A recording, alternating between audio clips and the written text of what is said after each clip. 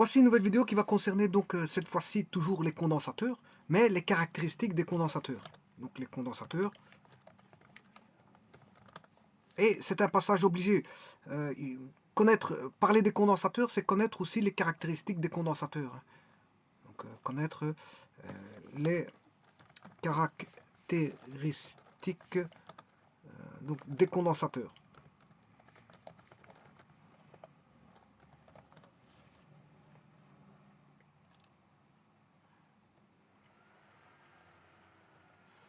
Donc dans les condensateurs, on a plusieurs caractéristiques qui lui sont associées et qu'il faut définir.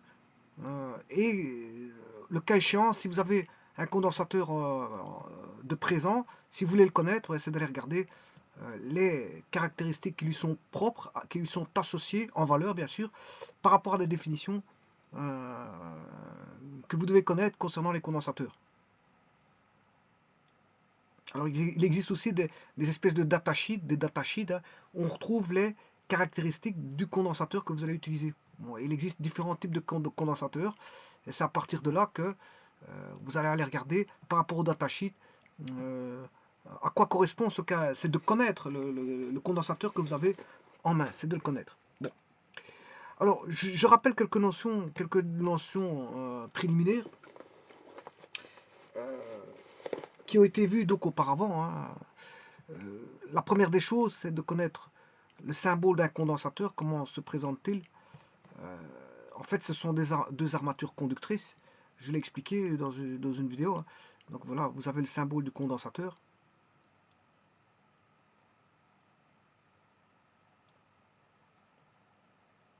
Donc les armatures conductrices formant un... Là, ça c'est pour la première partie de l'armature. C'est un conducteur. Hein. Et on a un second conducteur.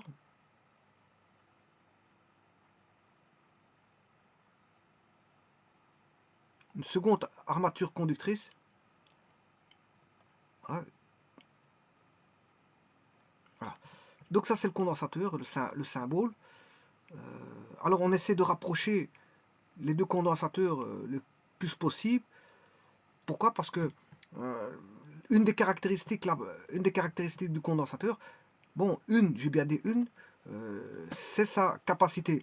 C'est sa capacité à emmagasiner des charges électrostatiques, c'est-à-dire de l'énergie électrique sous forme électrostatique. Donc c'est sa valeur C. Et ce C est dépendant justement de cet espace entre les deux armatures.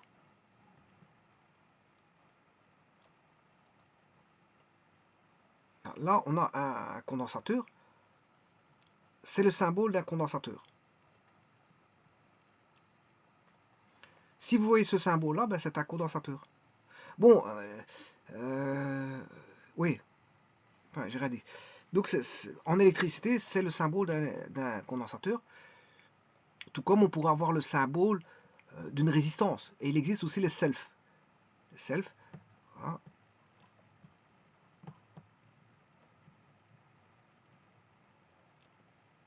Ça, c'est une résistance. Et il existe un autre composant électrique, voire électronique, ça dépend des tensions que vous utilisez, qui est la self. Bon, et ce sont tous des éléments qui ont chaque fois deux pôles, hein, c'est des éléments dipolaires. Voilà. Là, on a affaire à la résistance, et ici à la self d'induction. Alors là, on a bien deux pôles. Deux pôles qu'on va raccorder suivant un montage donné. Hein, bon, on peut définir des montages. Voilà. Donc, la capacité est mesurée en farad. Le symbole, c'est F. Ça s'écrit F-A-R-A-D. La résistance, c'est en ohms. Son symbole, c'est oméga. Et la self est définie en Henry. H. Enfin, son unité, le symbole de l'unité de la self, c'est le Henry. Le symbole de l'unité de la résistance, c'est le ohm. Et le symbole de l'unité de capacité, c'est le farad. Bon. Alors, ici, je traite bien sûr, ça, ce sont les éléments et on peut les associer, en faire des montages avec ces éléments-là, on les associe et on fait des montages électriques, voire électroniques. Suivant, bien sûr, une tension qui est continue ou alternative, peu importe ce qu'on en a comme voilà, tension. Alors, moi, je suis en train de voir donc le condensateur, c'est ça qui m'intéresse. C'est le condensateur. Donc, le condensateur, une des caractéristiques pour le connaître, bon, c'est comme une personne. Comment peut-on connaître une personne? On connaît son nom, son prénom, sa taille. Si vous voulez connaître la personne à 100%, vous allez, voilà, regarder sa taille, ses mensurations, comme on dit, la couleur de ses cheveux, la couleur de ses yeux, sa façon de s'habiller, sa façon de parler. Vous allez décrire l'individu de A à Z. Et dès le moment où vous avez décrit l'individu de A à Z, ben, vous connaissez l'individu. Maintenant, il y a aussi sa manière de fonctionner de l'individu, hein, sa psychologie, etc. Voilà. Et ce qui en forme l'individu, qu'est-ce qui fait l'individu? Mais c'est ses mensurations, et sa psychologie. C'est son corps et son esprit. C'est le corps, qu'est-ce qui fait un individu? C'est son corps et son esprit. Et son esprit est ouvert à beaucoup de choses, l'habillement, sa façon de vivre, sa façon de parler en société, sa façon de parler dans sa propre famille, sa façon de, voilà, de bouger, etc., etc. Tout ça forme les propriétés d'un individu, et plus on a de propriétés sur l'individu, et plus on le connaît, avec ses mimiques, etc., etc. Eh bien, le condensateur, c'est pareil. Le condensateur a de nombreuses caractéristiques, et plus vous avez vous connaissez ses propriétés, et puis vous connaissez le composant. Alors, les composants sont fabriqués dans des usines à grande échelle. Bon, parfois, d'un à l'autre, il peut y avoir des petits changements, voire parfois un grand changement, parce qu'il peut y avoir dans un lot un condensateur qui est mal fait. Donc on peut avoir statistiquement, voilà, ce qu'on appelle en anglais une failure dans la fabrication. On a ce qu'on appelle une failure, c'est-à-dire un échec. C'est-à-dire dans la fabrication, il y a des lots qui sont qui sont mis au rebut parce qu'en fait le composant n'a pas été fabriqué correctement, il y a une défaillance. Et dès le moment où on a une défaillance, ben, bien sûr, ça passe au contrôle qualité. Et bon, si on estime qu'il n'est pas dans les tolérances admises par le constructeur ou le fabricant, bien, le composant est rejeté au rebut. Il n'est pas utilisé, il ne sera pas vendu. Mais malgré tout, qu'est-ce qui serait un bon composant? Mais c'est quand le fabricant décide que le composant répond à voilà, ce qu'on appelle voilà, un essai, des essais. On fait des essais sur le condensateur. Et si le condensateur se trouve dans des tolérances admises par le fabricant ou le constructeur, ben, le condensateur est considéré comme valable à l'usage. Valable à l'usage. Bon. Donc, la première des choses, la première des caractéristiques qui vient à l'esprit quand on regarde un condensateur, ben, il y en a beaucoup qui peuvent en arriver. La première, c'est le type de condensateur. C'est-à-dire s'il est au papier, au mica, si c'est un électrochimique, etc. Ça, je verrai tous les types de condensateurs. Voilà, il y a le type. Le type. On peut avoir un condensateur suivant. Parce que j'ai oublié de vous dire ici, oui, c'est deux armatures électriques qui vont se charger, on est d'accord. Mais à l'intérieur, bon, ça ne fait pas partie du symbole, mais je vais le mettre quand même. À l'intérieur, vous avez un diélectrique, ce qu'on appelle un isolant. Et suivant ce diélectrique, on aura un condensateur différent. Parce que voilà, les armatures qui forment le dipôle, c'est deux conducteurs. Bon, soit on aura un condensateur plan ou sphérique, voilà, ou peu importe. Mais en tout cas, on a toujours un isolant. Et cet isolant va faire en sorte qu'on a un type de condensateur bien précis. Et alors on peut avoir des condensateurs au papier, des condensateurs... C'est un isolant, hein, donc voilà, pour faire des condensateurs avec du verre, du papier, du mica, voilà. Bref, on peut faire des condensateurs avec de nombreux matériaux isolants. Voilà, de nombreux matériaux isolants.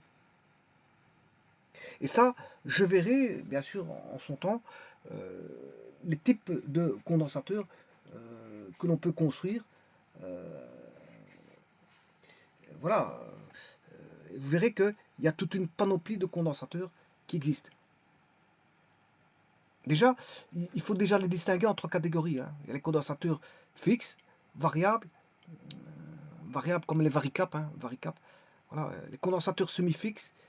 Voilà. Et alors on retrouve dans cette catégorie différents condensateurs. Par exemple, si je prends les fixes, on peut avoir condensateur à papier, condensateur à papier huile, amica, matière plastique, céramique, et les électrochimiques ou électrolytiques. Voilà. Voilà. Par exemple, c'est pour les fixes. Condensateur à papier, voilà. Donc vous voyez que déjà rien que pour les fixes, on a toute une panoplie. Et de toute façon, ça je verrai, hein. Je vous dirai ce qu'il en est pour les condensateurs. Bien sûr, il y a aussi le condensateur au Tantal. Et puis on retrouve les condensateurs variables et semi-fixes. Voilà.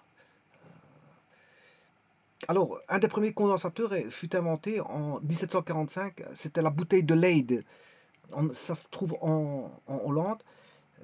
Bon, et ça, vous trouvez ça sur Internet. Hein. C'est un condensateur qui est un flacon de verre. D'ailleurs, vous voyez qu'eux, ils ont utilisé le verre dont l'intérieur était rempli de papier d'étain ou d'aluminium, tandis que sur la surface extérieure, il y avait était collé une feuille du même papier. Voilà.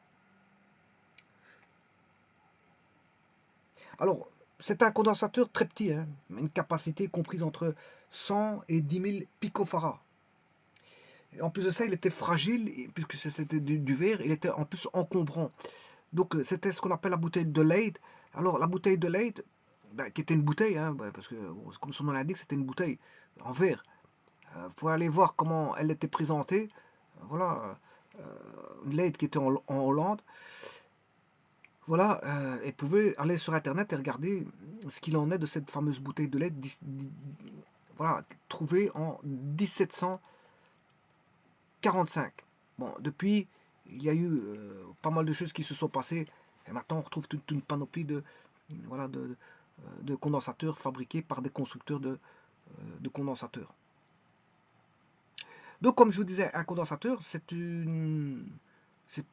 est formé de deux surfaces conductrices. Donc, elles sont séparées par un diélectrique, un isolant, et il sert bien sûr à emmagasiner donc de l'énergie électrique ou électrostatique par une différence bien sûr de potentiel, parce que sans différence de potentiel, vous avez un condensateur. S'il est chargé, tant mieux. S'il n'est pas chargé, il ne sert à rien. Voilà, c'est ce que j'ai dit. Il y a un but au condensateur, hein. Voilà, le but du condensateur, c'est de le prendre et de le charger, de le faire décharger à certains moments. Voilà. Si vous ne le chargez pas et qu'il est complètement déchargé, que vous ne l'utilisez pas, il ne sert à rien. Vous pouvez le mettre dans une boîte à composants, il ne sert à rien. Il sert à rien. Voilà, il n'est pas utilisé à ses propres fins. Voilà. Et donc, je vous disais que la capacité, le condensateur,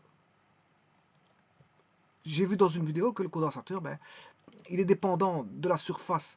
La surface, voilà, du conducteur, la surface, il y a une surface là. Condensateur plan, il y a une surface. Et cette surface-là, divisée par l'épaisseur. Donc, l'épaisseur, bien sûr.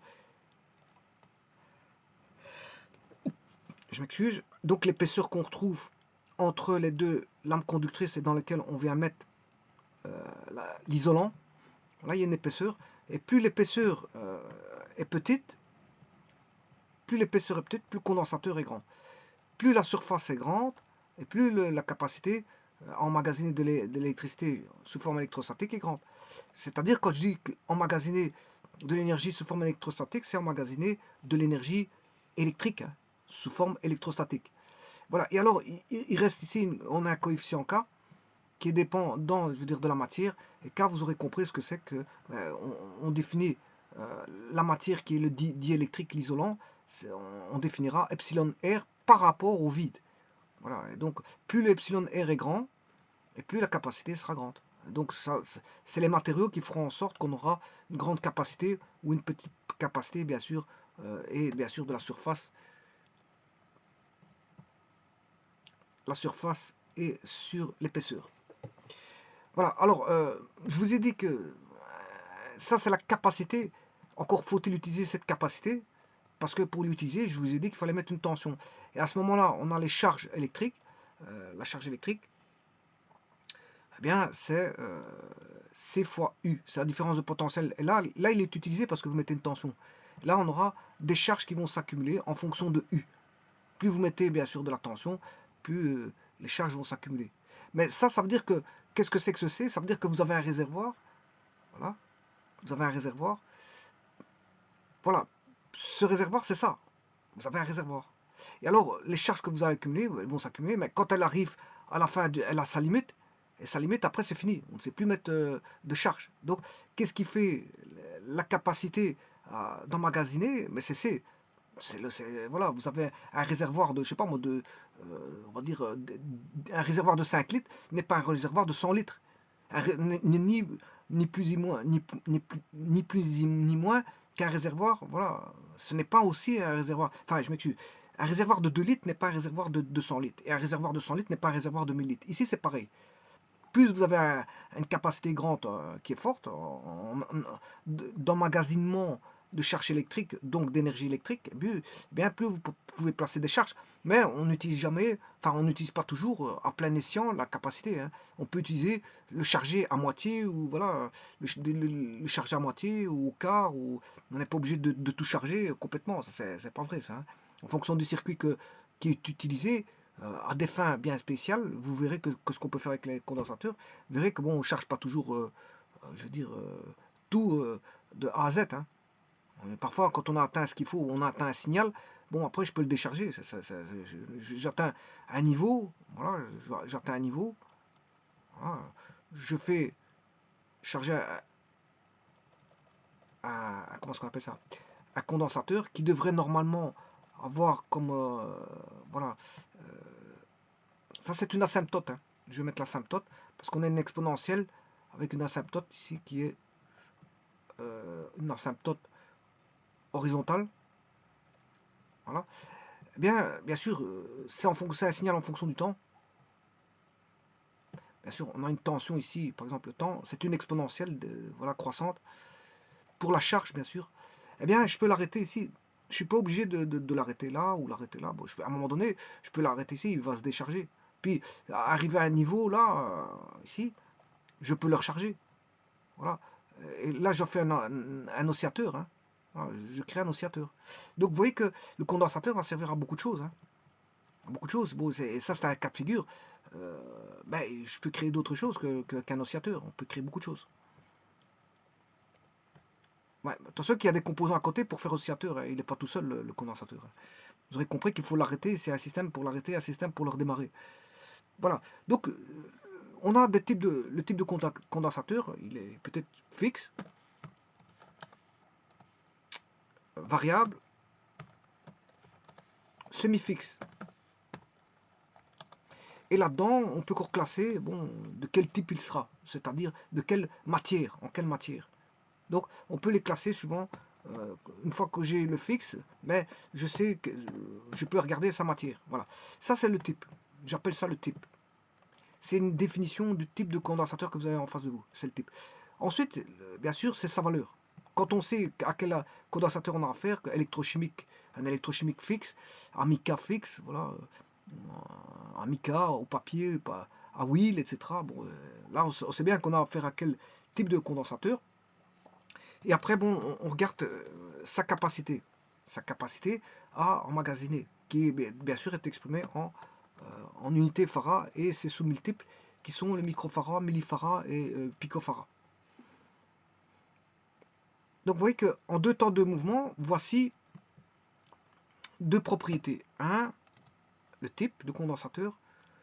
2, sa capacité. Bien sûr, sa capacité, il y a deux manières d'avoir sa capacité. Comment?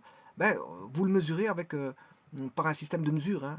Vous avez un capacimètre, voilà, un capacimètre qui mesure à des fréquences élevées, par exemple. Eh bien, vous pouvez mesurer la capacité, ou alors vous pouvez lire le code de couleur. S'il y en a un, S'il y en a un, alors bon, le code de couleur est variable suivant certains types, hein. Parfois, il y a des changements de code de couleur. Code de couleur, il faut le connaître par cœur si vous utilisez beaucoup les condensateurs. Code de couleur, voilà. Comme il existe un code de couleur pour les résistances, il existe un code de couleur, mais parfois, un marquage suffit. En voyant le marquage, vous savez quelle est sa valeur. Il y a parfois un marquage. Il n'y a pas toujours un code de couleur, c'est ça que je veux dire. Donc vous voyez que la capacité peut être mesurée via un capacimètre ou via une lecture directe, via le code de couleur, via une lecture directe, via un marquage. La lecture directe, c'est le marquage. Parce que le code de couleur, c'est une lecture indirecte, parce qu'il faut faire le calcul. Il faut faire un petit calcul bon, pour avoir voilà, que vaut sa valeur. Voilà, une fois que vous avez défini le type de condensateur et sa capacité, vient d'autres caractéristiques. Alors, je ne vais pas les mettre dans l'ordre. Je vais pas les mettre dans l'ordre parce que normalement on pourrait trouver un ordre à tout ça. Mais maintenant je vais lancer en vrac des caractéristiques en vrac. C'est-à-dire que je ne vais pas forcément mettre un ordre. Alors, ce qui me vient à l'esprit, si vous vous rappelez les résistances, vous avez ce qu'on appelle la loi de Matisen. Bon. C'est-à-dire qu'une résistance est dépendante de la température. R égale R0 fois 1 plus alpha T. Voilà, alpha T. Alors, alpha T, bien sûr, quand je dis alpha T, c'est une différence de température par rapport à θ final et à θ initial. Bon, de même, ça c'est pour les résistances. De même, j'aurais pu écrire que la résistivité est égale à ρ0, on peut démontrer ça aisément, plus, et c'est la même chose, alpha, θ final, moins θ initial, voilà. Alors, vous aurez remarqué que alpha, qu'est-ce que c'est? C'est le coefficient de température. Coefficient de température. Ça s'appelle le coefficient de température. C'est une espèce de dilatation en fait. Voilà, c'est une espèce de dilatation. Donc la résistance va un petit peu se dilater si vous la chauffez. Donc la valeur de la résistance, initialement à θ0, à la température initiale I que je peux appeler θ0. Voilà, comme ça R0 à θ0. R0 à θ0. Ben, voilà, ça c'est θ0. Vous avez une résistance, une résistivité R0 à θ0. Et donc une résistance, voilà, R0 à θ0. Ben, si ça chauffe, eh bien, ça va dépendre de ce qu'on appelle d'un coefficient de température, voilà, qui est le même ici, parce que voilà, c'est une loi qui est la même. C'est juste que je peux trouver, voilà, je peux passer de là facilement, je peux le démontrer, ça c'est pas un problème. Voilà, donc, et ça c'est la résistance à la température finale. R c'est la résistance finale. ρF c'est résistance finale à la température TF, θF. Voilà. Donc, ça, c'est ce qu'on appelle la loi de Matisen. Et si vous voulez, le θ0, il est pris égal à 0 degré. Voilà, il est pris, c'est une référence à 0 degré. On a il y a des tables, il existe des tables de référence à 0 degré de nombreux matériaux résistifs. Alors, si la variation de température est importante, il faut introduire à ce moment des termes correctifs d'ordre supérieur en θ carré, voilà, ou davantage, θ cube ou θ exposant 4. Voilà. Et ça, si la variation de température est importante. Parce qu'ici, qu'est-ce que c'est? Vous aurez compris que c'est une espèce voilà, de sommation avec des termes, on va dire, de plus haut degré, mais que là, en première approximation, ben, ça reste valable. Cette loi-là, elle reste valable. Elle reste valable. Sinon, on a des termes autres qui, si vous voulez plus de précision, voilà, qui sont des termes de plus haut degré. Ben, parce que c'est une formule de sommation derrière tout ça. Voilà. Alors, ce qu'il faut savoir aussi, c'est que l'élévation de la température peut amener une modification allotropique des cristaux et il peut se faire qu'il apparaisse des brusques augmentations de résistivité Et à ce moment-là, il n'est plus possible de donner une expression analytique simple de la résistance en fonction de θ, parce qu'il y a un bouleversement complet au niveau de la structure. Au niveau de la structure, bien sûr, cristalline. La modification de la structure cristalline. Je dirais même de la modification allotropique des cristaux. Voilà. Alors, suivant les éléments, bon, vous allez voir dans des tableaux, il existe le alpha, donc le coefficient de température qui est donné pour certains éléments, pour les éléments cuivre, aluminium, constantan, graphite, etc. Le alpha est donné, bien sûr, en Kelvin-1, en degré Kelvin-1, et le rho peut être donné aussi à 0 degré en micro-ohm centimètre. Bon, mais ça c'est pour la résistance que je vous ai de vous dire. Bon, mais en vérité, c'est valable aussi pour les condensateurs. Alors, la loi, elle a la même. Voilà, elle a la même. C'est la même loi. Voilà. Donc, on aura le condensateur CF est égal à C0, 1 plus, de nouveau, le coefficient de température θ final moins θ initial. Et voilà, on a ça.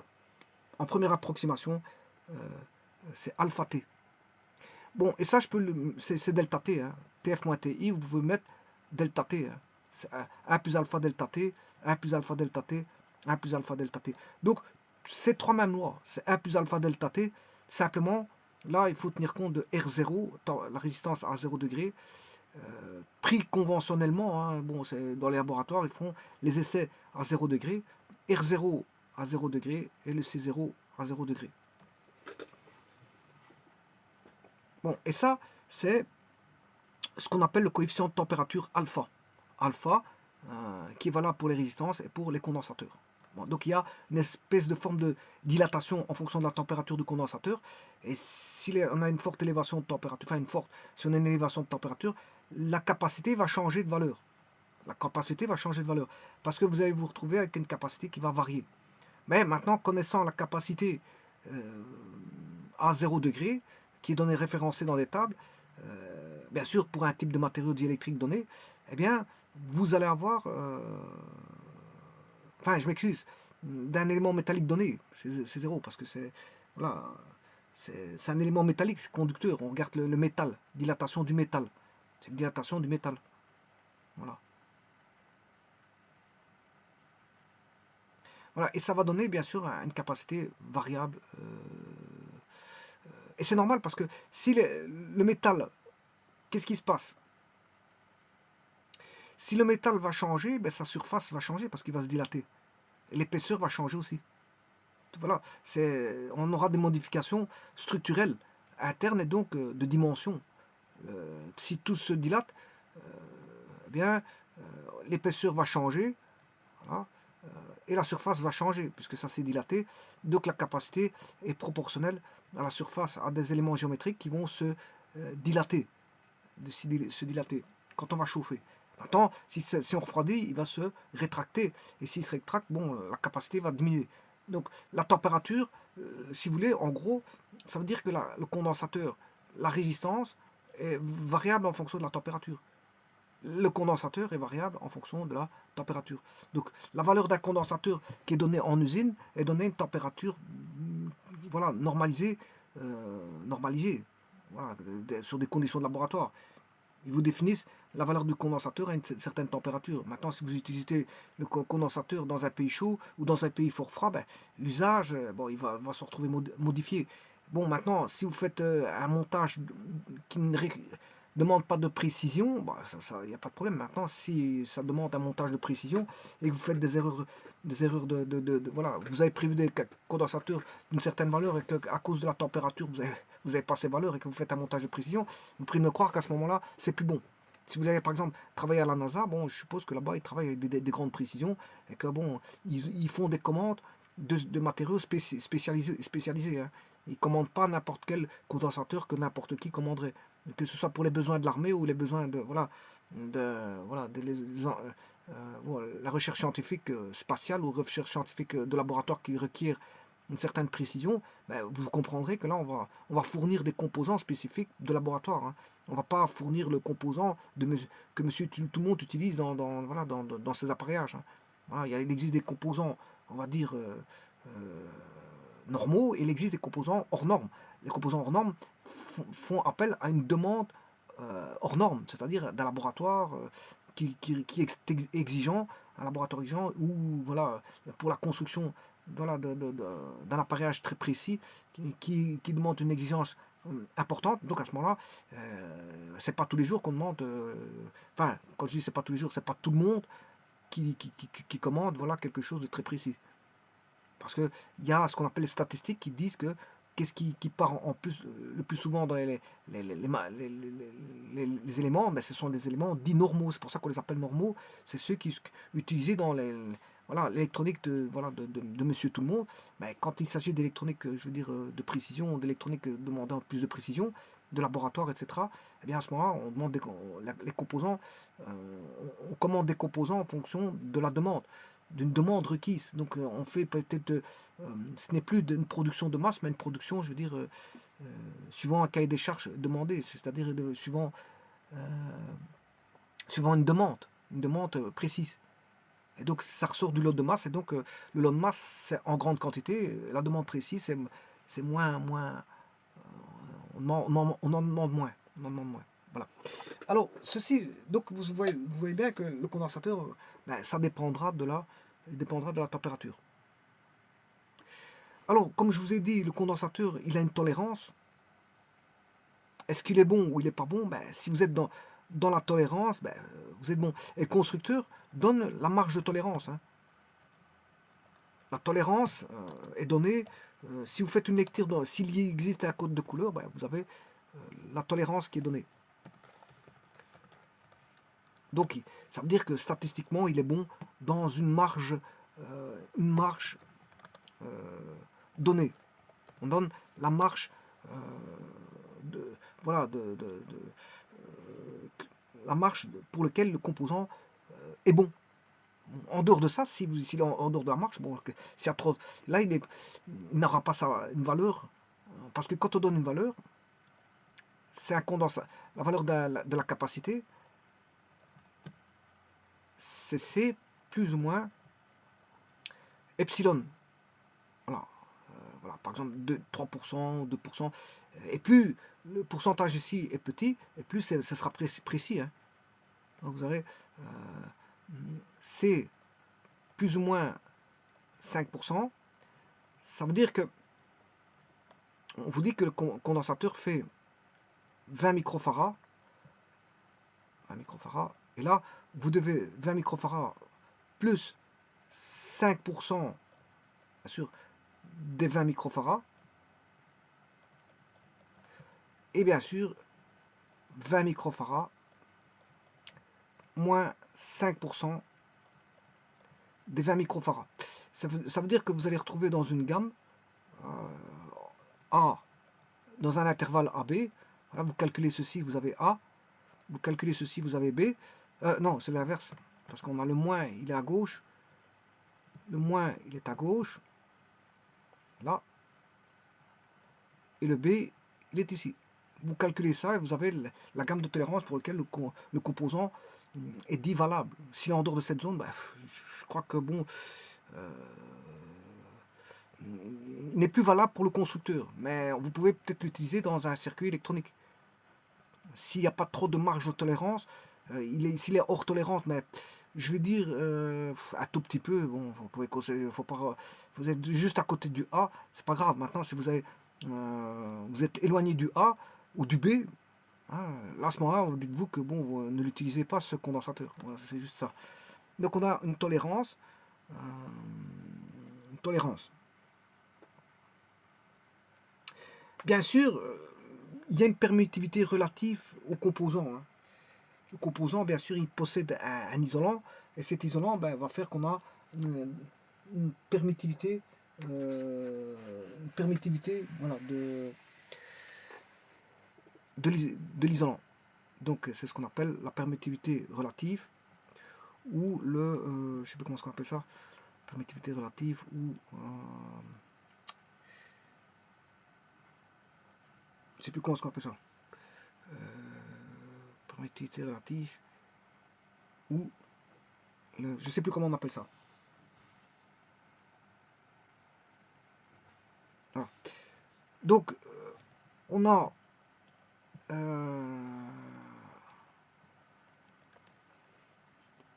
la permittivité, bon, ça c'est le quatrième point. Donc, on a le quatrième point. Et le cinquième point, je pourrais mettre la permittivité. Je reviens plus sur le nom. Permis.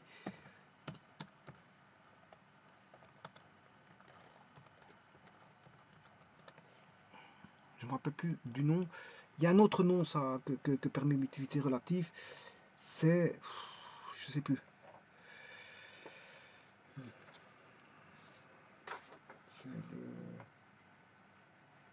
Enfin, si je retrouve, je vous le dirai. Hein. Si je retrouve, je vous le dirai. Parce que j'oublie complètement. Je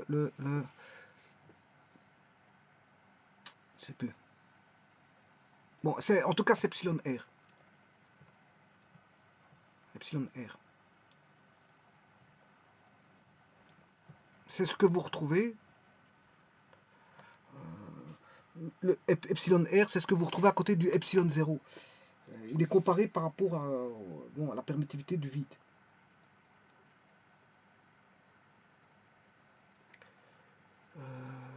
Oui, c'est ça, je me rappelle. C'est la constante diélectrique. Constante diélectrique. Constante diélectrique. Bon, ça c'est la constante diélectrique qui se met bien sûr à côté.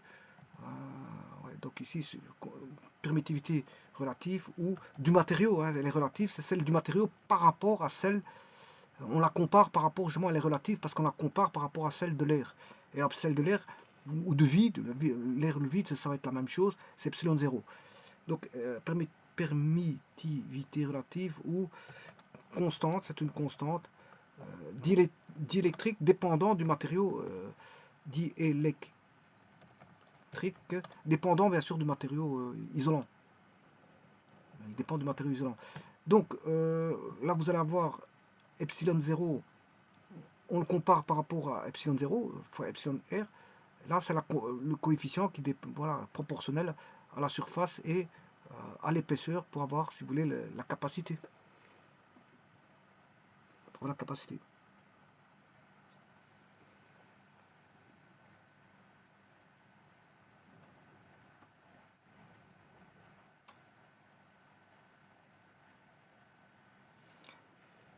Bon, donc je disais ici que la tolérance donc s'exprime donc en pourcent de la valeur qui est donnée, C, hein, la valeur donnée c'est C, d'avoir donné de la capacité, et elle détermine la marge dans laquelle, c'est une marge, hein, une marge donnée, une marge donnée, une marge donnée, une marge donnée. Donc elle est comprise donc dans un intervalle et ça permet de dire que la valeur de la capacité est bonne par rapport à une valeur donnée C. C doit être dans la marge. S'il est dans la marge, il n'y a pas de problème, c'est bon. Voilà.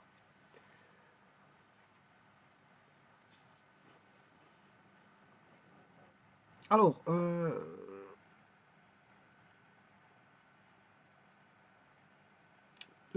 maintenant je vais voir ce qu'on appelle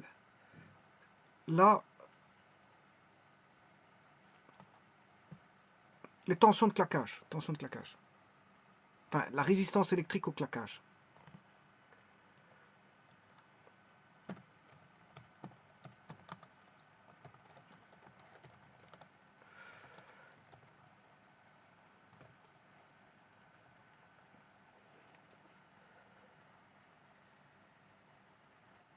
Bon, la résistance électrique au claquage, ben on a, là je ne sais pas c'est quel point, c'est avec le 6. Ça c'est fondamental ça. Ce qui est ici, la résistance électrique au claquage, c'est fondamental. Alors on retrouve dans la résistance électrique au claquage, on retrouve la tension nominale ou de service.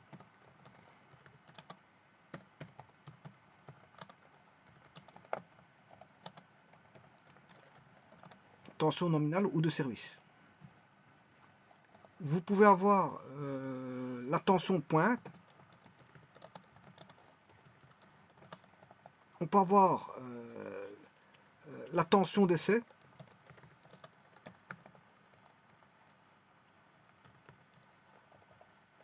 et la tension claquage, ou la tension de claquage tout simplement. Voilà, donc on a différents types de tensions. Voilà, et ça,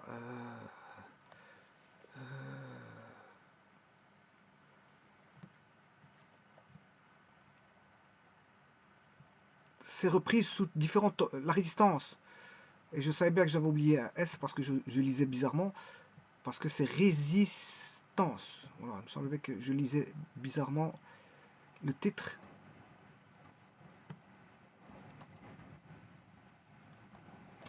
Voilà.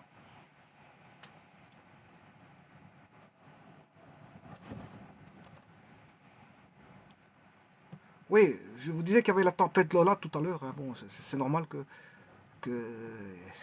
la tempête Lola, qu'ils l'ont appelé Lola, bon, c'est comme ça. Ouais.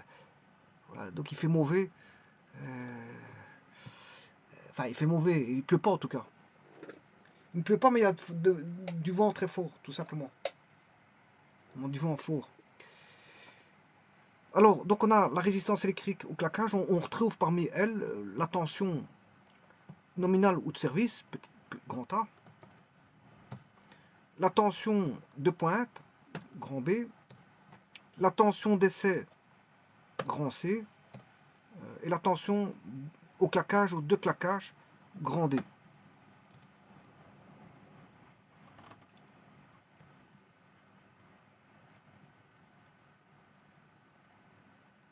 Tension nominale. Je vous rappelle qu'on est toujours en hiver. Hein. On est toujours en hiver en ce 11 mars. Bon, bientôt le printemps. Ben, normalement, on devrait encore connaître de la neige. C'est pas ça qui a pris le dessus. Ici, ce sont les vents qui ont pris le dessus.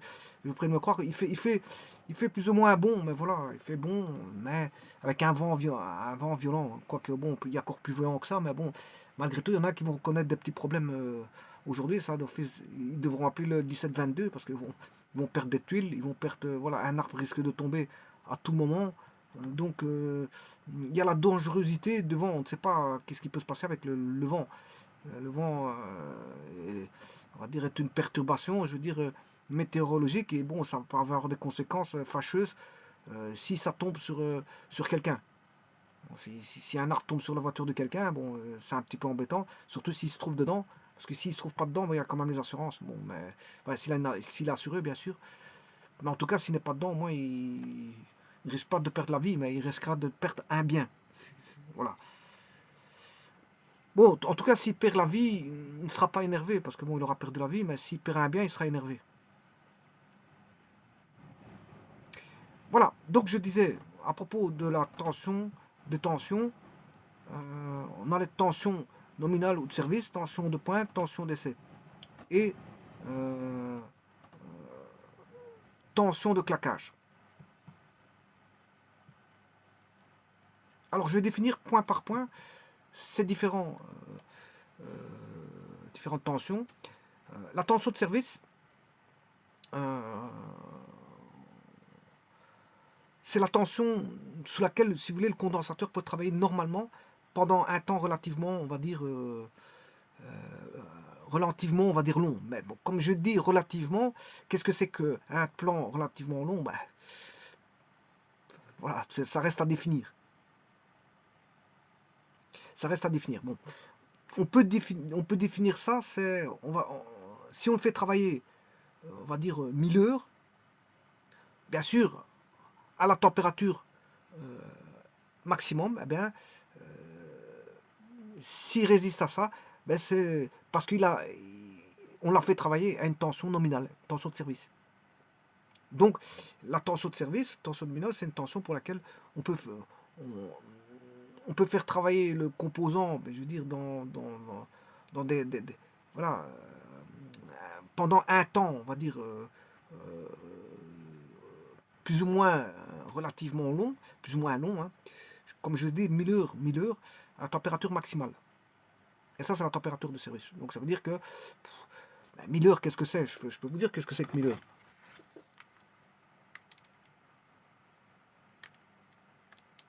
Voilà, 41 jours. On fait travailler 41 jours. Et il ne se passe. Bon, il risque pas d'avoir quelque chose. Bon, s'il va jusque-là, c'est bien. Ça veut dire que bon. euh, euh, eh bien, ça, c'est la tension nominale. On peut le faire travailler pendant 41 jours. Donc, le condensateur peut travailler pendant 41 jours. Plus d'un mois.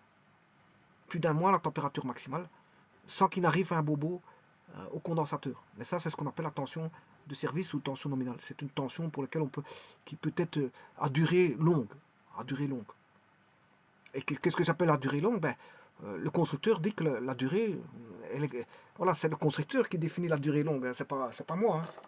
C'est pas moi qui veux définir la durée longue. Le composant, c'est fabriqué par un fabricant. Bon, c'est lui qui connaît voilà, ses caractéristiques. Donc, il définira, lui, bon, au travers de ses vendeurs, bon, ils diront que, ouais, ils définiront un temps long, 1000 heures. 1000 heures, 41 jours, voilà, avec une tension nominale, une tension de service, il peut travailler 40 jours. S'il va plus de 40 jours, tant mieux. Hein. Bon, il peut aller même un an, il n'y a pas de problème. Vous faites tourner le composant pendant un an. Hein. Si vous mettez je pense par exemple, si vous laissez, je pense au modem. Modem, bon, un modem, il y a des composants électroniques là-dedans. Vous n'éteignez jamais le modem. Hein. C'est pas pour autant que dans 41 jours, il va tomber en panne. Voilà, et les composants travaillent une tension nominale ou de service. Voilà, et ils travaillent tous les jours, pendant 5 ans, 6 ans. Le téléphone est toujours raccordé. euh, voilà, euh, le modem est toujours raccordé. euh, mais c'est pas pour autant qu'il est raccordé pendant 5 ans qu'il va tomber en panne dans les 5 ans à la tension nominale. Il peut tomber en panne comme il peut rester 10 ans comme ça. 10 ans. Bon, je rappelle qu'il y a des circuits de refroidissement aussi. Hein. Il y a des circuits de refroidissement dans les circuits électroniques. Hein. C'est pas pour rien qu'on met des refroidisseurs. Hein. Voilà, il y a toutes sortes de refroidisseurs en aluminium et des systèmes d'évacuation, voilà, de l'air chaud. Donc en fait, un des buts pour alléger le travail électronique, c'est d'évacuer cette chaleur. D'évacuer cette chaleur. Voilà. Alors, la tension de pointe. La tension de pointe, c'est une tension qui va être au-dessus de la tension nominale. Je dirais dans une marge de, on va dire, de 110% de la tension nominale. Quand on est à 110% au-dessus de la tension, enfin, euh, elle est égale à 110%, c'est-à-dire, bon, voilà, de la tension de service. Elle est égale à 110% de la tension de service. Donc, quand on arrive à 110% de la tension de service, c'est ce qu'on appelle une tension de pointe. Bon, et vous savez très bien qu'on peut avoir des tensions de pointe dans les allumages d'appareils électriques ou électroniques, on a des pointes. Hein, des pointes. Donc, un composant, si un condensateur est chargé, que voilà, il se décharge légèrement et que vous rallumez tout de suite, et bon, vous allez pouvoir avoir une tension de pointe. Hein, ça, c'est pas un problème. Pour autant que, je veux dire, il ne claque pas voilà. Et la tension de pointe est définie aussi. Elle est définie comme étant 110% de la tension de service où, bien sûr, les tensions de pointe usent le composant. Hein, d'office. Il va user le composant. Et donc, la tension de pointe, elle peut être appliquée pendant, si vous voulez, même, on va dire, un certain temps. C'est pas forcément un pic. Hein. C'est pas forcément un pic. On entend par tension de pointe, généralement, on voit une pointe. Non, ça peut être, je veux dire, un certain temps, la tension de pointe. Pour autant qu'il n'endommage pas le condensateur. Et c'est ça la tension de pointe. Le fabricant dit que on peut avoir 110% de la tension de service, 110%, pendant un certain temps. Donc, c'est pas forcément une pointe, hein, comme on l'entend. On a 110% pendant un certain temps. Bon, encore faut-il définir, encore une fois, ce qu'est ce certain temps. Le tout, c'est de demander au constructeur qu'est-ce que c'est que ce certain temps de délimitation pour dire qu'il peut garder une pointe de 110% de la tension nominale. Donc, c'est ça la tension de pointe. C'est pendant un certain temps, il peut garder 110% de la tension nominale.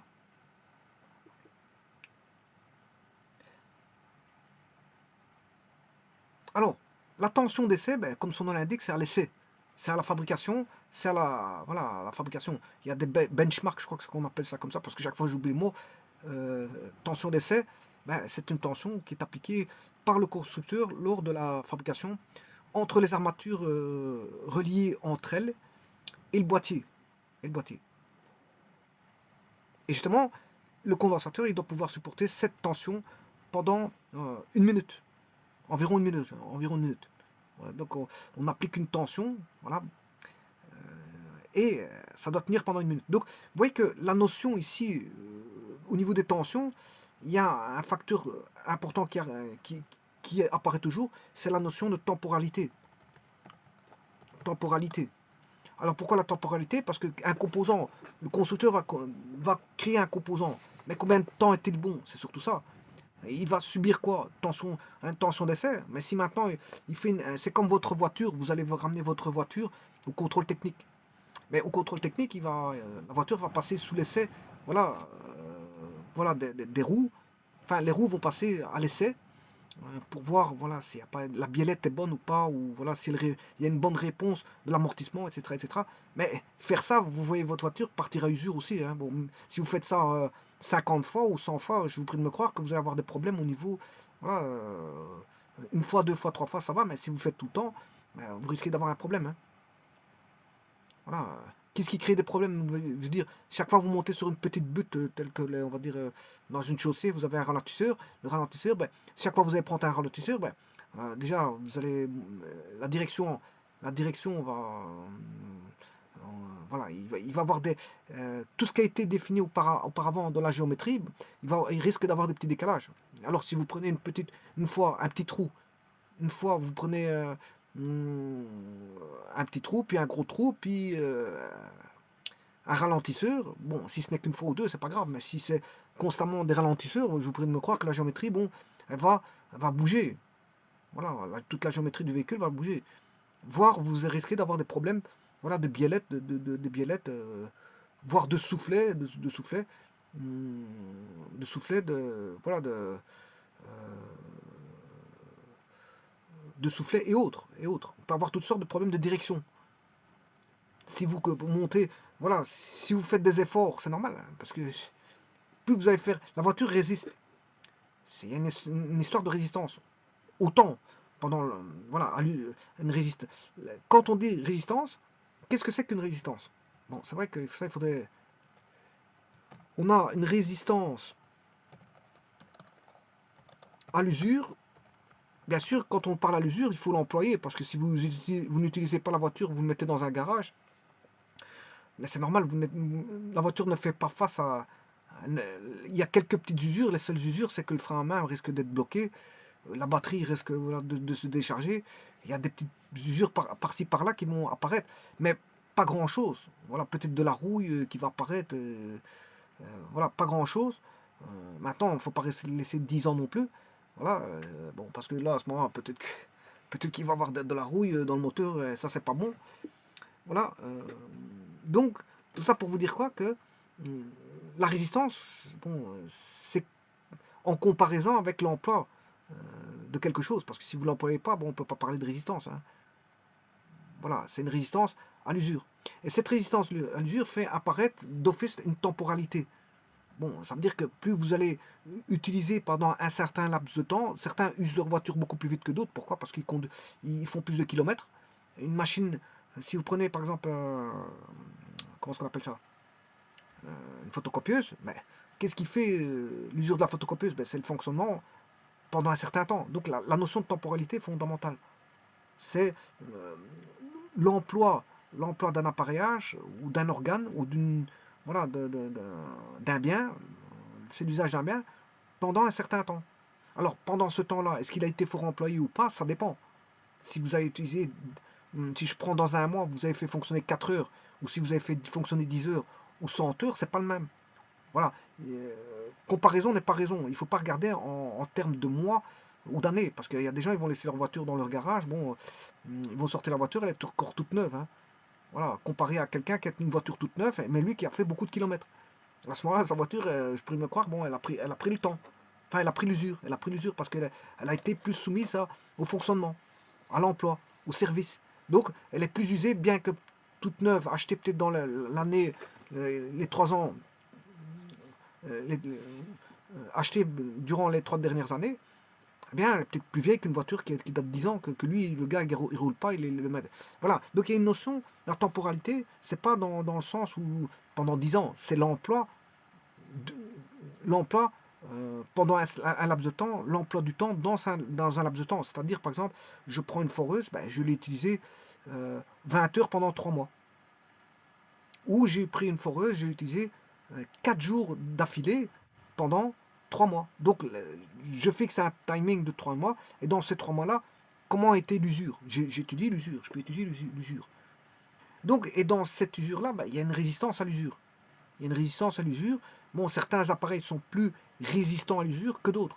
Bon, voilà, c'est ça que je vais expliquer. Il y a des appareils plus résistants à l'usure. Ce qui veut dire que, bon, il y a des appareils, rien qu'à aller au banc d'essai, benchmark, je crois que c'est comme ça qu'on dit, rien qu'à aller au banc d'essai, peut-être que la voiture va rencontrer un problème à cause voilà, des appareillages d'essai qui font en sorte que la voiture, bon, il y avait déjà un mini problème, mais quand ils vont le mettre à l'essai, il va avoir un plus gros problème parce que voilà, il y avait peut-être une petite défaillance qui s'est retrouvée une grande défaillance de le mettre à l'essai. Voilà, c'est ça que je veux dire. Donc quand ils font des essais, ils doivent faire très attention aussi, c'est parce que vous avez usé là, vous l'avez usé, vous l'avez vieilli. Vous avez vieilli l'appareil, bon, d'un fifrelin, mais il a été vieilli. Parce que aller dans des tensions d'essai, c'est aller chercher des tensions, je veux dire, de laboratoire, c'est-à-dire euh, vraiment forcer la dose. C'est forcer la dose. Donc c'est la tension appliquée par le constructeur lors de la fabrication entre les armatures reliées entre elles et le boîtier. Et le condensateur doit pouvoir supporter cette tension pendant 1 minute environ. Donc pendant 1 minute, on y va. On met une tension quand même qui n'est pas une tension de pointe, hein, c'est une tension d'essai. Voilà, ne pas confondre tension de pointe et tension d'essai. Et la tension d'essai, on y va. On y va. Donc on va mettre à usure quand même, même si ça dure quelques minutes, on va mettre, c'est les premières usures qui vont arriver, là c'est les tensions d'essai. Hein. Voilà, alors voilà, ça c'est un petit peu embêtant. On va le confronter face à un essai, mais peut-être qu'en faisant l'essai, peut-être on va créer un petit peu de tort aux composants, c'est ça que je veux dire. Les essais, c'est bien, c'est comme votre voiture, on fait des essais. Voilà, vous allez faire des essais au contrôle technique, mais peut-être que le contrôle technique, il y a peut-être un petit problème, mais on a été, voilà, le contrôle technique, il y avait peut-être un petit problème dans le véhicule, et le fait de faire l'essai, ben, a grandi ce problème. Donc l'essai, c'est bien, mais ça peut créer des bobos aussi. Et la tension d'essai use un petit peu le composant. Le composant va s'user avec le temps, bien sûr, de fonctionnement. Mais maintenant, euh, c'est comme une personne qui vieillit.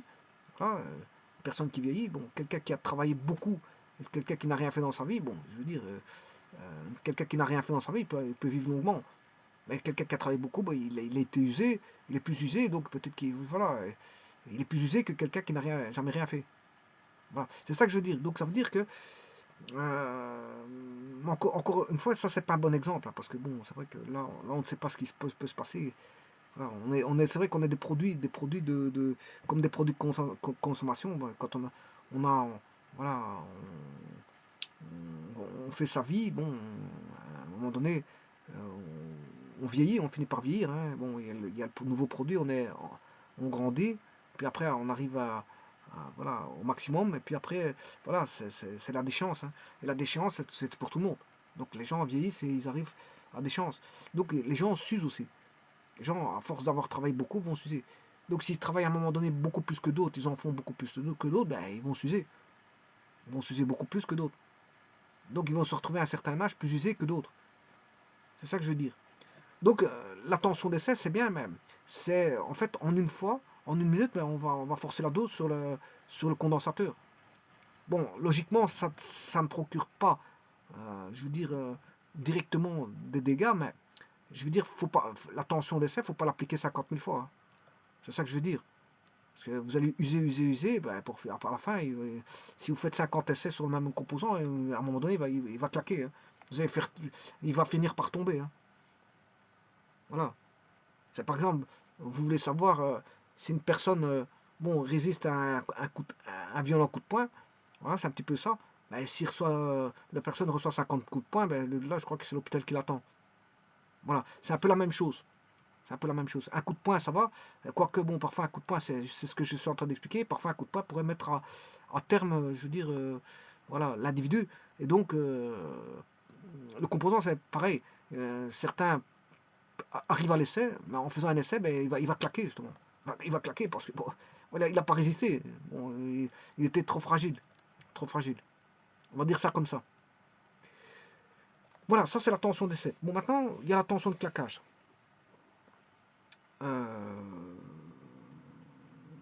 Bon, la tension de claquage, si la tension appliquée aux armatures d'un condensateur est trop élevée, il se produit une décharge entre les armatures sous forme d'étincelles.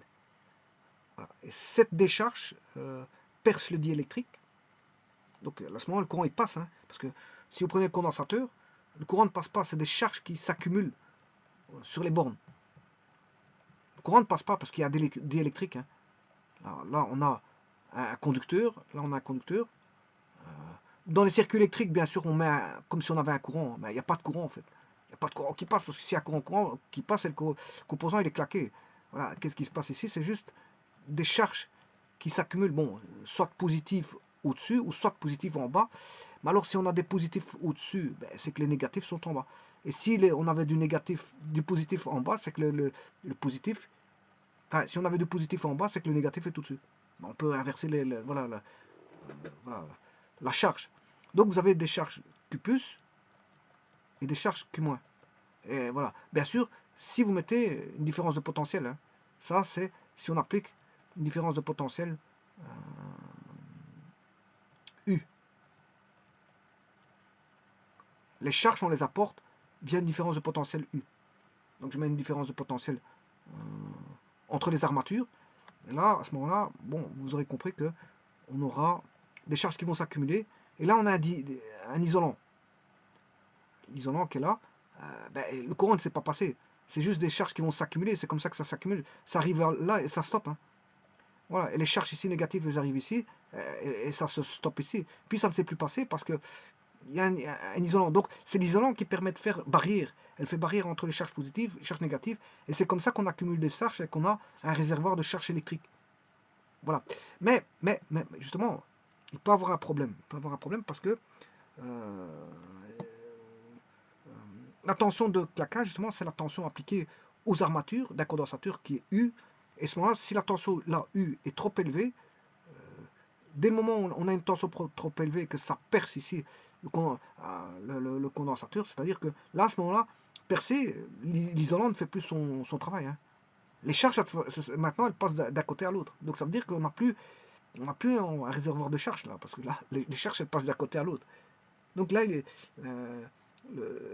l'isolant, il est percé. C'est-à-dire que le diélectrique est percé. À cause de la décharge. Alors, quand il est percé, ben, c'est tout bonnement qu'il est claqué. Percé, c'est dire qu'il est claqué. C'est fini. Il est mort. Donc en fait, il faut, s'il est dans un circuit électronique, il faut l'enlever et le jeter. Et le remplacer, bien sûr. Alors, la tension de claquage,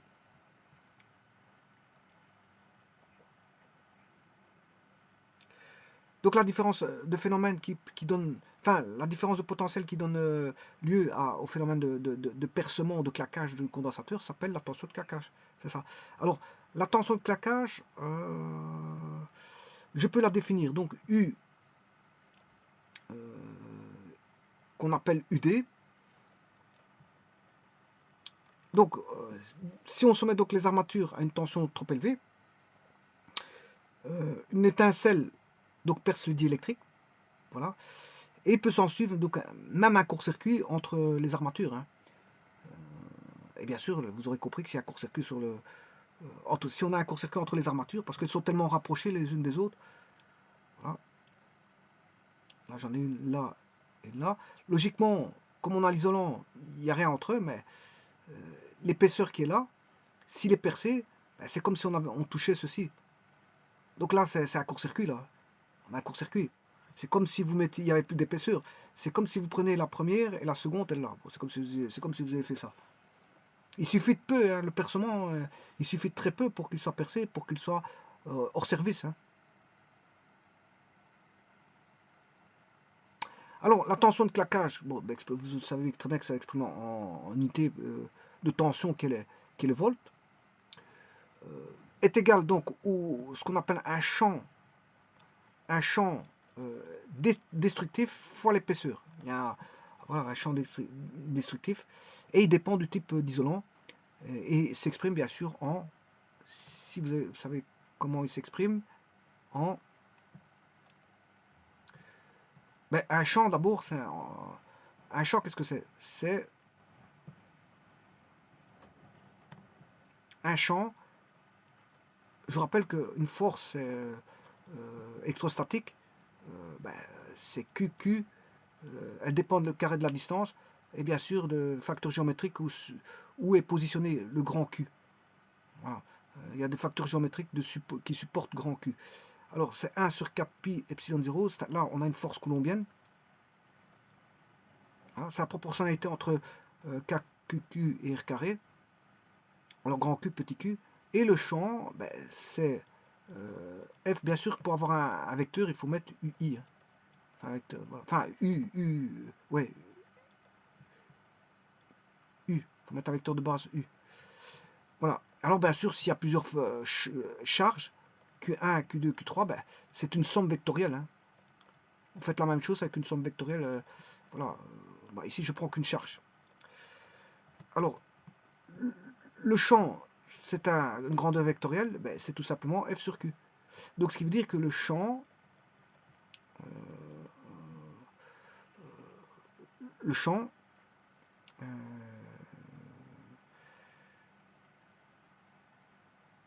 le champ, F sur Q, c'est-à-dire j'aurai, si je divise tout par Q, j'aurai 1 sur 4 pi epsilon 0. Q, je divise par Q, et il ne reste plus que sur R carré. Voilà le champ électrique.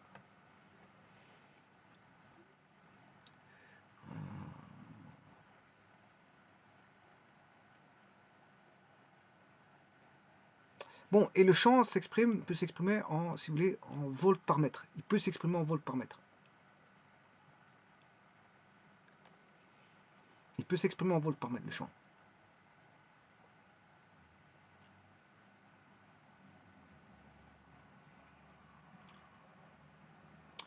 Ou, si vous voulez, en newton par coulomb. Ou en volts par mètre. Le champ peut s'exprimer en newton par coulomb, en volts par mètre. Bon. Et justement, ici, vous voyez que c'est en newton, en volts par mètre. Parce que le champ, si je fais UD sur E, ben, UD, c'est la tension sur une épaisseur qui est en mètres, ben, donc vous avez le champ en volts par mètre. Donc ça, c'est le champ destructif. Hein.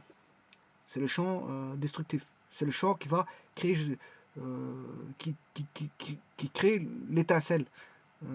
L'étincelle et qui va mettre hors service par un effet de court-circuit du condensateur. Voilà.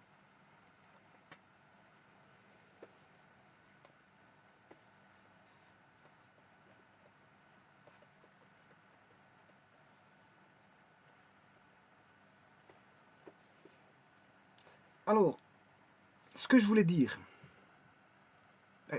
vous allez me dire, ouais, mais tout ce qui vient se vole par mètre alors qu'ici j'ai des newtons par coulomb. Ben, en fait, c'est le théorème de la circulation. Hein. Le théorème de la circulation qui permet de dire ça. C'est le théorème de la circulation. Voilà.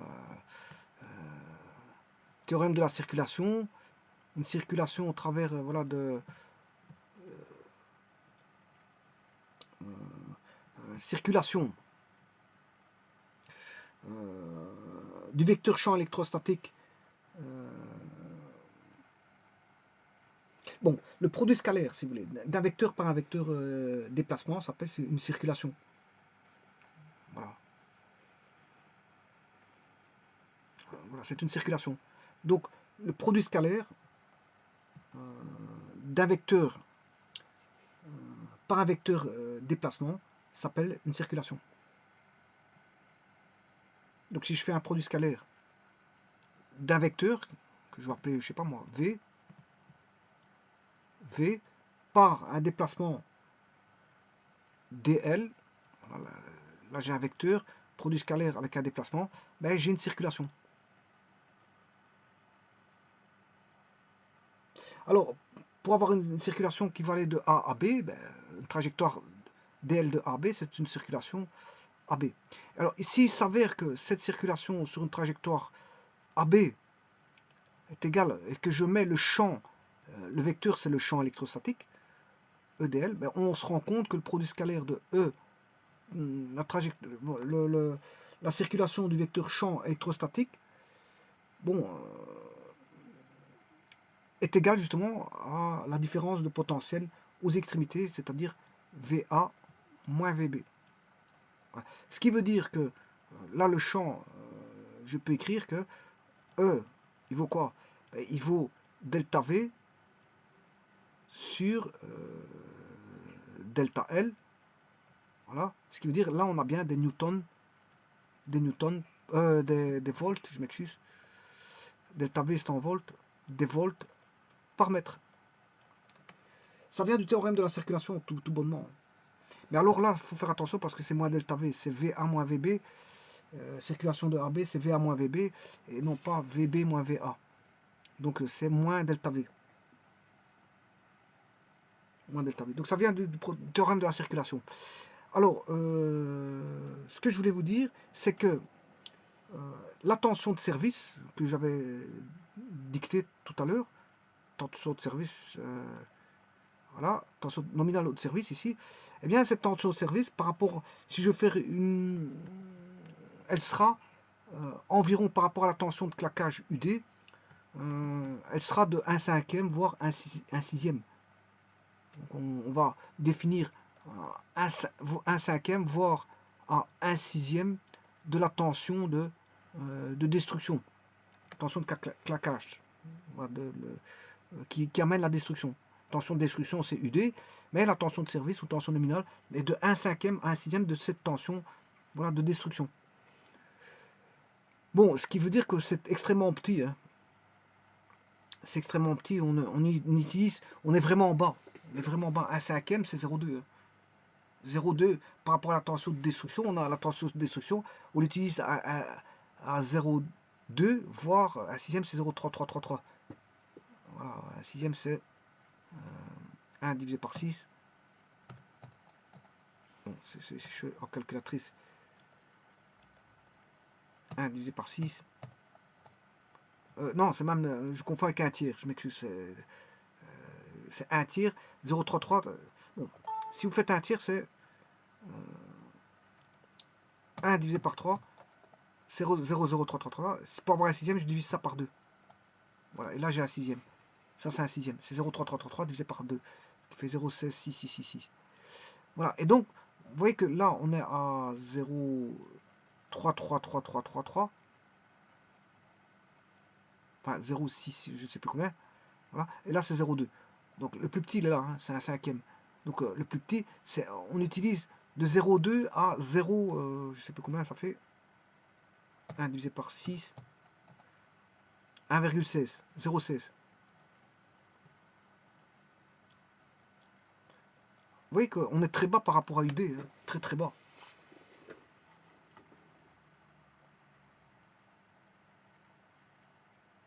On est très très bas. Bon, alors, il reste encore des petits trucs, des petits éléments. Et ça, j'expliquerai dans une autre vidéo parce que ça demande un peu plus d'explications. Un peu plus d'explications. Donc, je vais quand même les mettre, mais je vais faire une vidéo à part pour ça. Alors, ça va concerner, parce que ça va demander quand même des explications. Donc, ce sont des caractéristiques que je devrais expliquer ici, mais voilà, je ne peux pas. Je ne peux pas parce que ça va demander une vidéo rien que pour ça. Donc, c'est ce qu'on appelle les pertes dans un condensateur.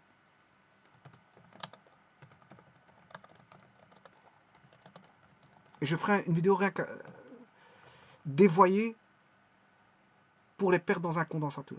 Ben, je peux les citer, hein. Ça ne m'empêche pas de les citer. Ça ne m'empêche pas de les citer. Donc c'est le 7, c'est le point numéro 7. Le point numéro 7, que j'expliquerai dans une vidéo séparée, mais dont je vais quand même... voilà.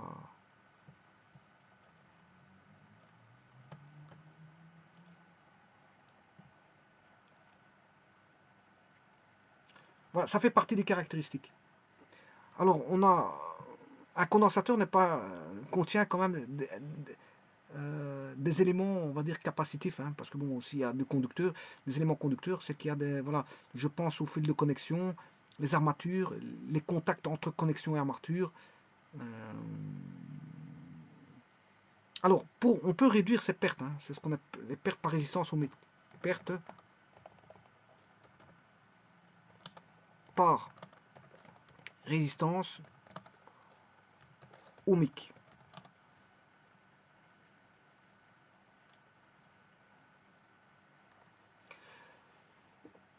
Euh,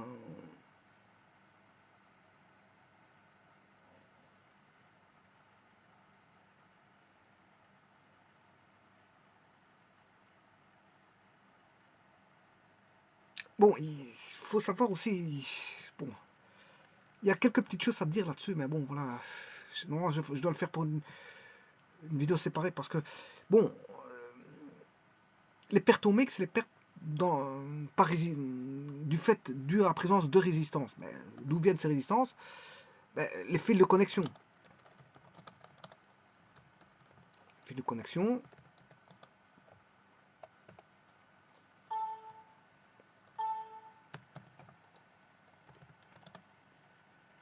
Fils de connexion. Je vous ai dit les armatures. Les armatures. Les contacts entre connexion et armature. Entre les deux, hein. Vous avez les fils de connexion et les armatures, mais on a les contacts entre les deux.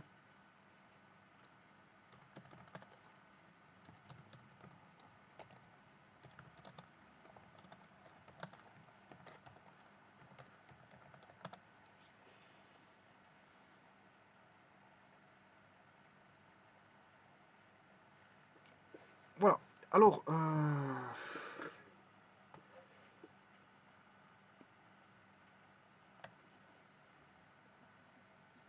ça c'est les résistances par les pertes par résistance ohmique. Bon, alors pour réduire ces pertes par résistance ohmique, qu'est-ce qu'on va faire?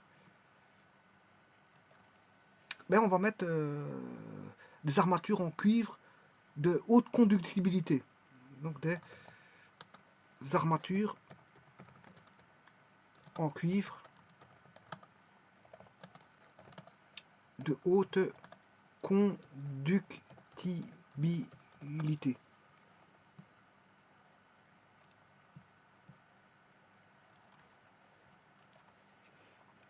Voilà, ça ce sont les pertes par résistance ohmique.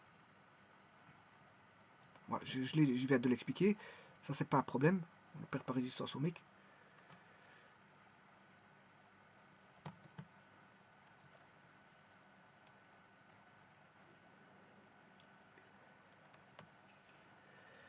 Alors, on a les pertes, toujours dans les pertes dans un condensateur,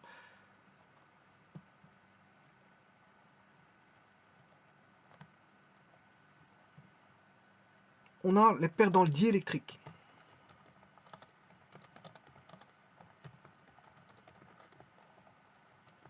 Pertes dans le diélectrique. Pourquoi? Parce que le diélectrique, on est d'accord que c'est un isolant, mais il y a quand même de la résistance dedans. Hein. Un isolant n'est pas un isolant parfait, c'est pas un isolant parfait, il y a quand même tout petit peu de résistance. Voilà. Alors, ces pertes, justement, elles dépendent bah, tout d'abord, il y a un autre nom à ça, perte dans le diélectrique. Il y a un autre nom. On appelle ça comment est-ce qu'on appelle ça la résistance de fuite. La résistance de fuite. C'est la résistance de fuite. Alors, on peut l'associer, cette résistance, on peut la dessiner, on peut la mettre en parallèle sur le condensateur pour insinuer que c'est la résistance de fuite. Voilà, c'est la résistance là, résistance de fuite. On la met comme ceci. C'est la résistance due à l'isolant. À l'isolant du condensateur. Bon, donc ces pertes dépendent du pouvoir isolant, du diélectrique bien sûr, hein, ça ne dépend que du diélectrique, c'est-à-dire du pouvoir isolant, c'est-à-dire de la résistance d'isolement.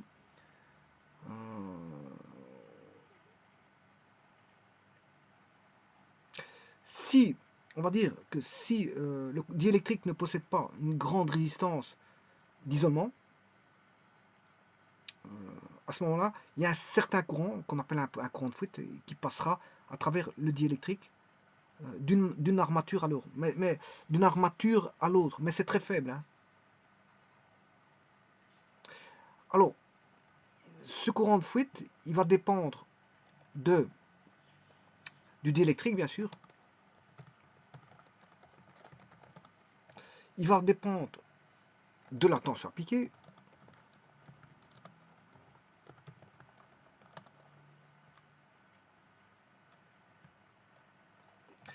De la valeur du condensateur C.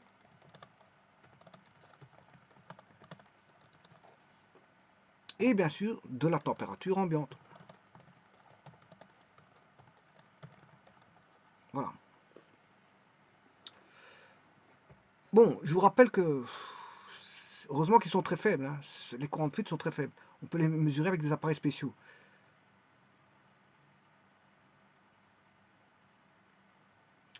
Et alors, on peut les distinguer d'un condensateur à l'autre. On peut les distinguer, par exemple, si je prends des condensateurs au mica, en mica ou au mica, je ne sais pas comment on dit, en mica ou au mica, ou si vous voulez, les condensateurs à air, ben, ils sont plus faibles que si vous faites une comparaison par rapport aux condensateurs au papier ou, aux électrolytiques ou chimiques, ce qu'on appelle les chimiques. Les électrolytiques sont les chimiques. Voilà. Donc, vous voyez que les micas ont un courant de fuite plus petit que ceux au papier ou les électrochimiques. Donc, vous voyez, d'un type à l'autre, ça varie. Il varie. C'est normal parce que ce n'est pas les mêmes diélectriques qui sont utilisés. Donc, d'office, ça a à voir. Hein. Alors, qu'est-ce que ça a comme conséquence? Ben, la conséquence, c'est que cette résistance de fuite provoque la décharge, si vous voulez, spontanée hein, du condensateur sans qu'on a envie qu'il se décharge, mais il se décharge quand même naturellement. Il va se décharger naturellement. Bien sûr, le courant de fuite étant très petit. Donc, il va se décharger pendant longtemps. Et plus, on va dire, ça va dépendre de quoi? De cette résistance de fuite, la décharge. Et plus la résistance de fuite, on va dire, si vous voulez, ce qui va se passer, c'est que la décharge spontanée du condensateur, au travers de la résistance de fuite, se fera en un temps d'autant plus, on va dire, court que la résistance de fuite est faible. Voilà.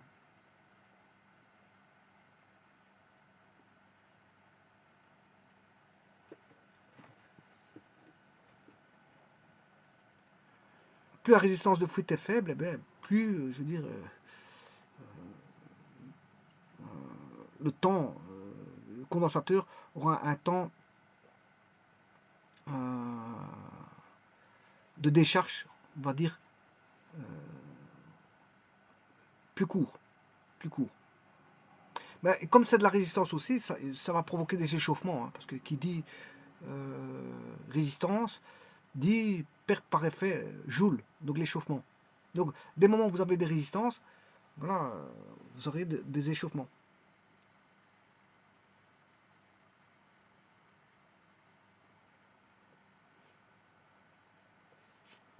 Voilà, et ça, c'est la résistance de fuite, elle se met comme ceci.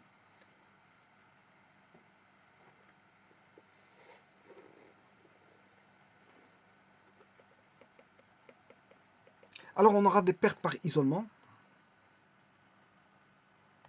Mais tout à l'heure, je vous ai dit que voilà, je vous avais dit tout à l'heure qu'il y avait déjà une résistance. Je ne sais pas où ce que je l'ai mis. Voilà, c'est celle-ci.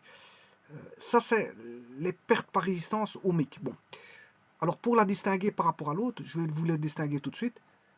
Au niveau d'un schéma, hein, bon, au niveau d'un schéma, j'aurai ceci. Ça, c'est la résistance du résistance ohmique. C'est une résistance série. C'est une résistance qui se met en série sur le condensateur C. Voilà. Alors que la résistance de fuite, c'est une résistance parallèle. Voilà, c'est une résistance parallèle. Voilà. Donc, je peux associer ces deux pertes sur le condensateur en les associant tous les deux.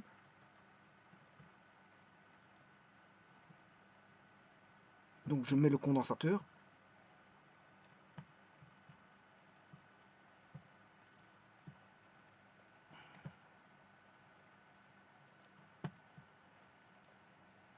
Voilà le condensateur. Donc, je peux déjà pour l'instant mettre un schéma équivalent qui est comme ceci.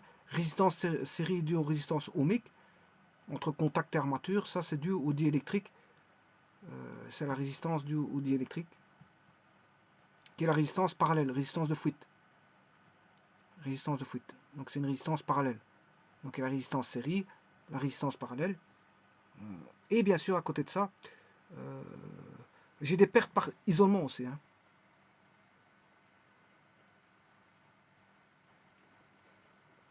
Perte par isolement.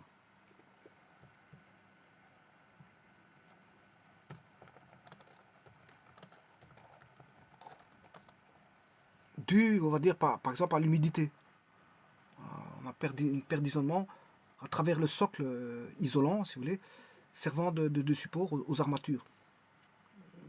Donc, comme je vous dis, ils peuvent être dus à l'humidité qui recouvre, si vous voulez, les parties isolantes du condensateur. Donc, on peut avoir une perte par isolement. Bon. Et alors, on peut avoir une perte par induction propre. Perte par induction propre. Voilà. Et cette perte par induction propre, eh bien, si vous voulez, c'est ce genre de perte, il existe surtout dans les condensateurs électrochimiques. Parce que les plaques de ces condensateurs étant enroulées, ils sont enroulés. Hein. Et comme ils sont enroulés, ils peuvent présenter, si vous voulez, un effet enfin, plutôt présenter, je veux dire, comment est-ce qu'on appelle ça, une espèce de bobinage, c'est-à-dire une self d'auto-induction.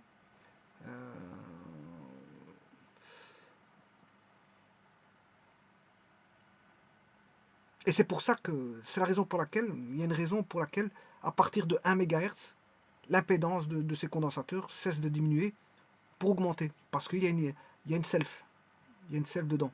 À partir de 1 MHz, l'impédance du condensateur cesse de diminuer pour augmenter. Parce qu'il y a l'effet selfique qui prend, hein, qui apparaît à plus de 1 MHz. Voilà, à plus de 1 MHz.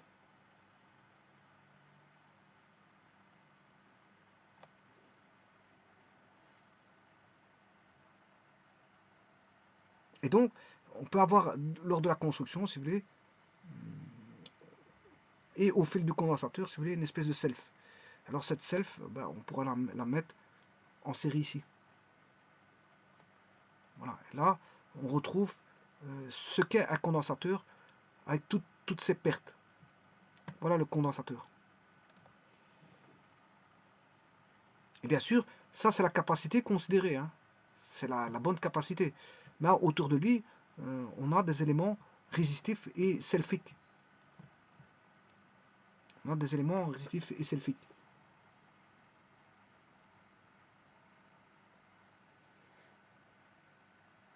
Voilà.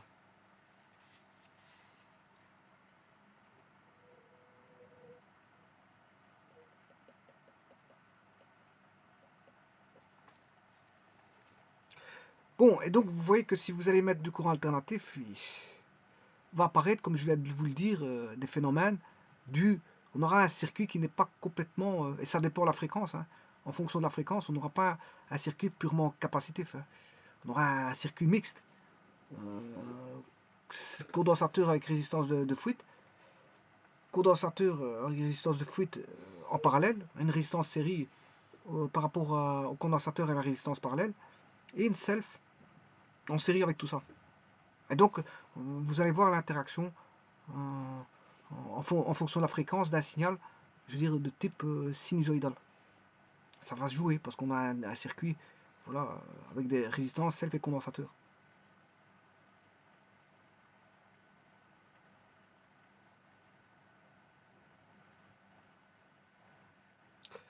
Voilà. Alors, il y a certains constructeurs qui n'indiquent pas le courant de fuite de leur condensateur, mais il indique le facteur, il l'indique par ce qu'on appelle le facteur de perte ou facteur de dissipation, facteur de perte ou facteur de dissipation. Voilà. Et ça, c'est le courant de fuite. Le courant de fuite.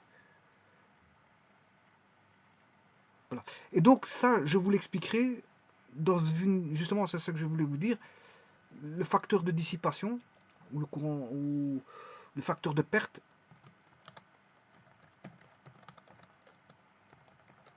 Je vais vous l'expliquer dans une vidéo à part, parce que c'est vrai que là, ça va demander un petit peu, voilà, des petites considérations mathématiques. Bon, voilà, pour aujourd'hui, je crois que j'en ai assez fait pour les condensateurs, mais je verrai le facteur de perte ou de dissipation dans une vidéo séparée. Mais sachez que certains constructeurs ne donnent pas le courant de fuite, hein. Ils vous donnent directement la tangente delta, ce qu'on appelle la tangente delta. La tangente delta.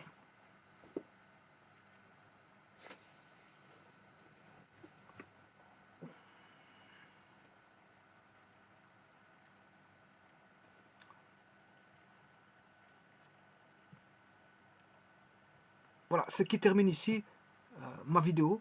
Je vais juste la parcourir. En ce qui a été vu des caractéristiques des condensateurs.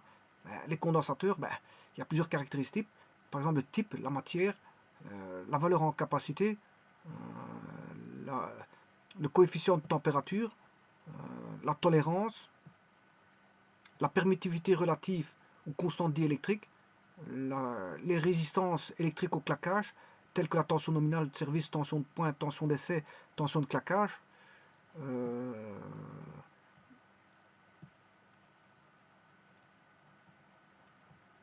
Les pertes dans un condensateur, perte par résistance ohmique, perte dans le diélectrique, ou la résistance de fuite. Hein.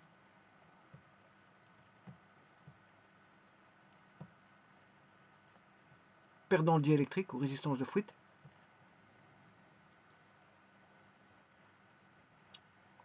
La perte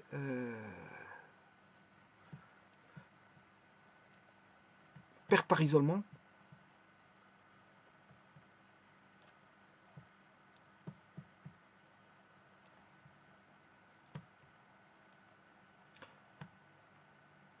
Perte par induction propre.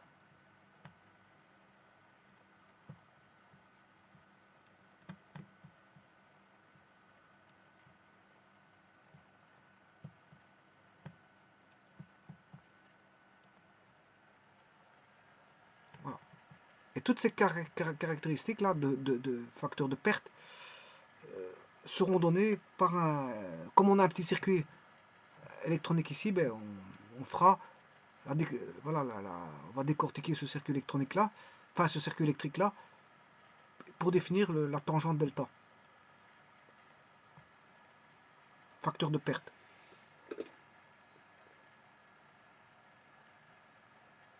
Voilà, je vous remercie.